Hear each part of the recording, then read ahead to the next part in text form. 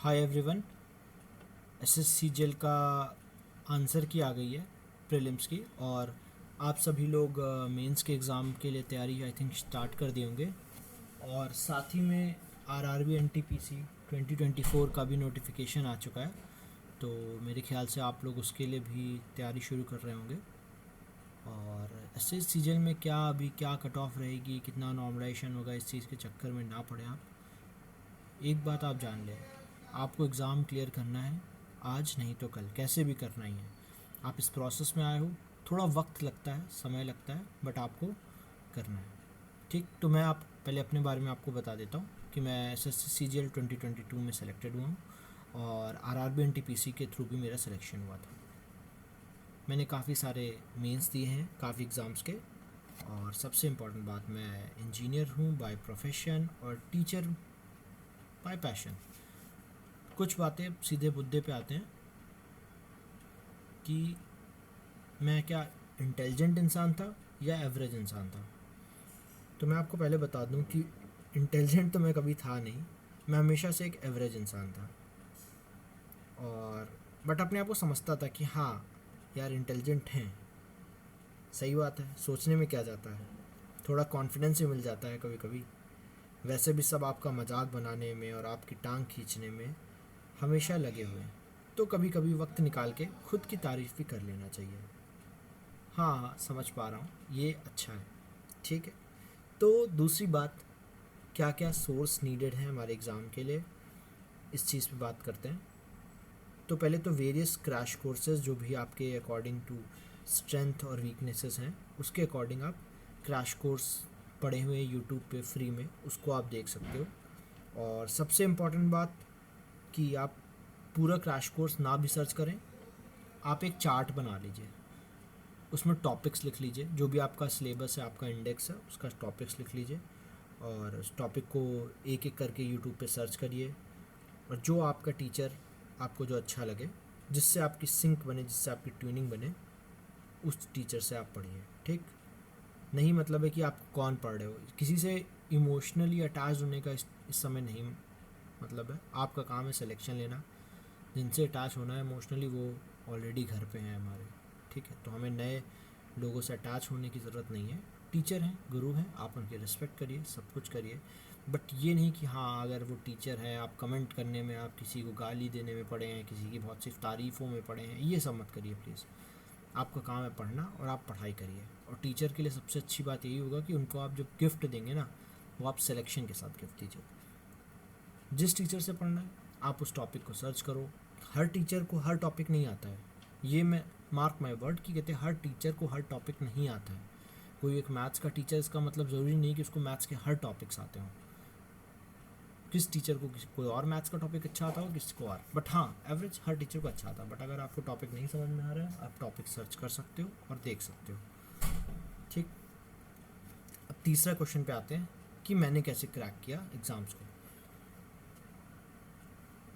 तो पहले तो मैंने जो फर्स्ट डे ऑफ प्रिपरेशन में मैंने मॉक दिया, मेरी सारी नॉलेज जितनी भी मुझे अंडरस्टैंडिंग थी बचपन से लेकर, ठीक, जितना भी सीखा था सब झोंक दिया उस मॉक में। पहले मॉक में मैंने आज स्टार्ट करना था, मैंने फॉर्म भरा, एक जोश जोश मैंने एक पेपर दिया, अपने जो जो टॉपिक नहीं आया समझा कि हाँ मैं यहाँ पे हूँ, और मैंने कट ऑफ देखा कि कट ऑफ क्या जाती है। ठीक है, मेरा एक गैप समझ में आया कि मेरा इतना गैप है, और मुझे कैसे इम्प्रूव करना, इस चीज़ को मैंने डिसाइड किया। ठीक, अब यहाँ पे दो टाइप के बच्चे हैं। पहले बच्चे जिन्हें कुछ भी नहीं पता है, कि एग्ज़ाम का एक टॉपिक के बारे में उनको नॉलेज नहीं है, कहाँ से शुरू करें उनको ये तक नहीं पता, तो वो ज़्यादा घबराने की ज़रूरत नहीं। वो पहले टॉपिक्स को एक एक करके स्टार्टिंग से सिलेबस शुरू करें। यूट्यूब पे आप किसी का भी, मैराथन क्लासेस है, कोई क्रैश कोर्स पढ़ा है छोटे में, यूट्यूब पे पढ़ा हुआ है। अगर आपके पास कोई कोचिंग नहीं है, कोई साधन नहीं है, कोई बात नहीं यार, यूट्यूब पे सब पढ़ा है, यूट्यूब पे उठाओ और शुरू करो। पूरा एक से लेकर 50 लेक्चर होंगे, शायद 50 लेक्चर में किसी ने मैथ्स ख़त्म की, किसी ने 10 घंटे में की है, किसी ने 50 घंटे में मैथ्स करी है, किसी ने 20 घंटे में की है, नहीं पता, जिसका मन करे आप उसका देखो, क्रैश कोर्स कंप्लीट करो। ठीक, उस चीज़ को देखो आप, और जो जो टॉपिक होते जाए उनको अपने जो इंडेक्स आप बनाओगे कि जितने टॉपिक्स का आपके पास टॉपिक्स हैं उन पर टिक करते रहो। उससे क्या होगा ना कि आपको ये समझ में आएगा कि हाँ मेरे टॉपिक क्लियर हो रहे हैं।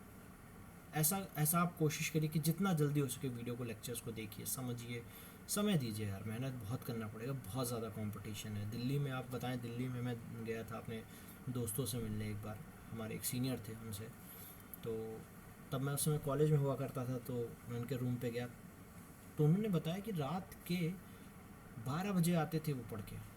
लाइब्रेरी उनकी उनके ग्राउंड फ्लोर पे ही थी, लाइब्रेरी में कभी कभी अपने रूम पे वो 12 बजे उनका मतलब फिक्स था कि 12 बजे तक रात में पढ़ना है। अगर वो लाइब्रेरी नहीं भी जाते हैं तो अपने रूम पे 12 बजे तक पढ़ते ही पढ़ते थे, और सुबह 6-7 बजे फिर से उठ के अपना मॉर्निंग रूटीन करके 7 बजे फिर बैठ जाते थे पढ़ने। उनका ये शेड्यूल था। बीच में जो थोड़ा बहुत आपने दोपहर में खाना खाना और रेस्ट करना जो होता है, बट जो फालतू की चीज़ें सबसे कट ऑफ होके सिर्फ 1 साल अपने आप को दीजिए यार, कभी नहीं वापस आएगा ये साल, कभी भी नहीं। सब दोस्त यार, रिश्तेदार, गर्लफ्रेंड बॉयफ्रेंड सब रहेंगे, कोई में फ़र्क नहीं पड़ता है।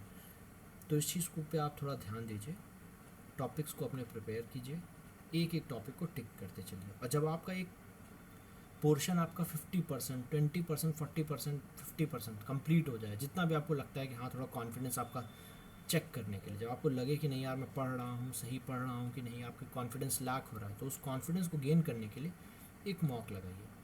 मैं कहता हूँ कि चलो आपको नहीं मैंने फुल मॉक लगाने का, कोई बात नहीं, टेक्स्ट बुक पे आपको सारे प्रीवियस ईयर के पेपर मिल जाएंगे। मैं कोई प्रमोशन नहीं कर रहा हूँ किसी कोचिंग का, काफ़ी कोचिंग होगी, जो भी आपका XYZ आपको जो भी प्रीवियस ईयर के क्वेश्चन पेपर लगा रहा है, उस क्वेश्चन पेपर को आप देखिए। उन्होंने अगर क्वेश्चन के टॉपिक वाइज दिया हो, टॉपिक वाइज मतलब कि मैथ्स का सेक्शनल वाइज अगर दिया है, तो उस सेक्शन को आप लगाइए, मॉक को सॉल्व कीजिए, और अगर आपको लगता है सही आ रहा है तो ठीक है, उसको आप मॉक को दो। और अगर 25 क्वेश्चन आपने लगाए, आपने क्वेश्चंस गलत किए, उससे फ़र्क नहीं पड़ता, पर आपने उन क्वेश्चंस को गलत किया जो आपने पढ़ लिया है, उसके बाद गलत किया, तो वो बहुत बड़ी ब्लंडर है। तो उस चीज़ को आपको हमेशा अब आपको सुधारना है। दूसरी बात, जो बच्चे थोड़ा बहुत पढ़ रखे हैं उनको क्या करना है, वो करेंगे रिवर्स इंजीनियरिंग। रिवर्स इंजीनियरिंग मतलब सवालों के साथ सीखना। तो ठीक है, कैसे करेंगे? मेन इंपॉर्टेंट बात, जो पहले टाइप के बच्चे थे, जो उनको मैंने बताया कि आपको कुछ नहीं स्टार्टिंग से आता है, आप फिर से बेसिक से स्टार्ट कर रहे हैं, उनको भी एक टाइम बाद 40% 50% सिलेबस हो जाने के बाद रिवर्स इंजीनियरिंग का तरीका अपनाना पड़ेगा। ठीक, तो इसमें करना क्या है, पहले तो आपको मॉक देना है, सवालों को लगाना है, और उनको देखना है कि क्या क्या क्वेश्चंस नहीं आए, उनका सॉल्यूशन देखना है, समझना है, और फिर से उसको 3 से 4 दिन बाद, 5 दिन बाद उन सेम क्वेश्चंस को अगर आप रीअटेम्प्ट करिए, तो देखिए कि आप बन रहे हैं कि नहीं। ठीक, दूसरी चीज़, जब आप ऐसे करेंगे तो मॉक लगाइए, पर डे एक मॉक लगा सकते हैं, कोई बहुत बड़ा डील नहीं है, 60 मिनट का एक मॉक है, कोई बहुत बड़ा डील नहीं है, 60 मिनट का मॉक लगाइए, 4-5 दिन तक लगाइए। 4-5 दिन लगाने के बाद आप ये देखेंगे ना कि शायद उसमें कुछ ऐसे टॉपिक्स होंगे जो आपके चारों पाँचों मॉक में गलत हों, उन टॉपिक को नोट डाउन कर लीजिए, और उसका आप कोई भी 1 घंटा, 1.5 घंटा, 5 घंटा, जितने घंटे का वीडियो हो सकता है, जो एक अच्छा वीडियो है, उसको आप देखिए, और उसको कोशिश कीजिए कि कहते हैं उसको सवाल लगाइए, सॉल्व कीजिए, तो it will be better for you. कोशिश ये करिए कि दोबारा वो क्वेश्चन नहीं गलत होना चाहिए। ठीक, उस टॉपिक को यूट्यूब पे सर्च करिए, फिर उसका लेक्चर देखिए, जिस टीचर से समझ में आए, नहीं मतलब फ़र्क पड़ता है, जो टीचर अच्छा समझाए उसका समझिए, आपको लगता है कि उसके साथ आपको कनेक्शन हो रहा है, वो टॉपिक की अंडरस्टैंडिंग आपकी आ रही है, आप उस टॉपिक को पढ़िए, उस टॉपिक को रिवाइज करिए, और फिर से उसको सॉल्व करिए। ठीक, अब नेक्स्ट टाइम जब आपने मॉक लगाएंगे, तो आप ये नोटिस करेंगे कि वो जो क्वेश्चन आपके जो 3-4 प्रीवियस मॉक में गलत हो रहे थे, अब वो लेक्चर पढ़ने के बाद, उस चीज़ को सीखने के बाद आपका वो क्वेश्चन कम गलत हो रहे हैं। बस यही एक अचीवमेंट होती है। ठीक, ऐसे ही हम सीखते जाएंगे, आपको पता नहीं चलेगा कब आप 90 से, भाई मेरे 90 नंबर आ रहे थे, आप लोग को बताऊं, 90 नंबर पे मेरे आ रहे थे, और मैंने उसको खींचते खींचते इस साल के SSC CGL के प्रीलिम्स में मेरे 142 प्लस नंबर आए हैं। अभी नॉर्मलाइजेशन होगा, क्या होगा, मुझे उससे फ़र्क नहीं पड़ता, बट मुझे ये समझ में आया कि हाँ यार, इम्प्रूवमेंट होती है, धीरे धीरे विद टाइम होती है।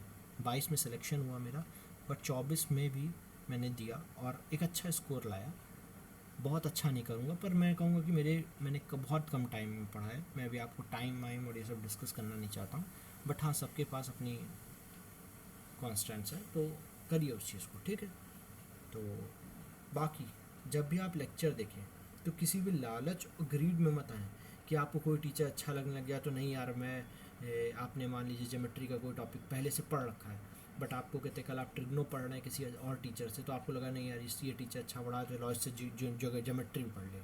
ज्योमेट्री आप ऑलरेडी कर चुके हैं, जब कर चुके हैं वो चीज़ आपका क्वेश्चन मॉक में दिखाएगा। अगर मॉक में क्वेश्चंस आपके गलत नहीं हो रहे हैं, आप 80% ऑफ द क्वेश्चन सॉल्व कर ले रहे हैं, तो नो नीड कि आप दोबारा उस पे जाएं, अनटिल अनलेस आपके पास टाइम बहुत ज़्यादा एक्स्ट्रा ना हो तो इन बातों का ज़रूर आप ध्यान रखिएगा। बाकी मैं टाइम टू टाइम कुछ वीडियोस लाता रहूँगा जिससे आपका काफ़ी हेल्प कर सकूँ। और मैं ये भी बताऊँगा कि जैसे जीएस मेरा एक ऐसा बैकग्राउंड रहा कि मैंने स्कूल में मैथ्स बहुत अच्छे से लगाई, और रीजनिंग में पहले से कॉलेज टाइम में मैंने की।